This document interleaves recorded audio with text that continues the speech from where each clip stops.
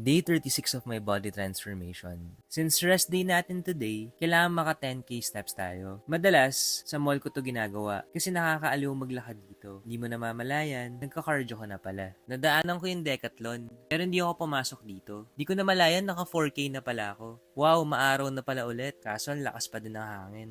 Sa food court ko na lang naisipan mag-lunch. Chicken breast and gulay pa din ang in-order ko. Tinitimbang ko lagi yung food ko. Yung meat, yung gulay, pati na rin yung rice. Usually, once ko lang tinatrack yung food. Kasi sinesave ko na siya sa app para the next time na mag-visit ulit ako dito, hindi ko na kailangan timbangin yung kakainin ko. Tinitimbang ko din after yung buto para makuha ko yung accurate calories ng meat. Di naman siya hassle, sanayan lang siya. For dessert, nag-Coke Zero na lang ako sa may cinema. Mas masarap lang kasi talaga yung timpla ng Coke dito. Naka 10k steps na pala tayo. Kaso hindi ako nakatiis. Napapull-ups ako ng di oras sa Decathlon. Then nag-tricep dips na din after. Umalis na din ako agad kasi baka mapatagal pa ako eh. Total of 11,600 yung nagawa nating steps today. Try nyo rin minsan. Pagkarating sa house, uminom na agad ako ng whey. Then, naggawaing bahay na ako. Gustong gusto kong ginagawa to. Ang sarap kasi ng feeling kapag natapos mo yung mga task mo for that day. Pagdating ng dinner, nagpapais ako ulit. Wala pa din akong rice kasi kinulang ulit ako sa calories. Kahit rest day natin, dapat align pa din yung choices natin sa goals natin. Hindi naman kailangan perfect, basta kailangan consistent lang. Yan na muna ngayon, bukas ulit.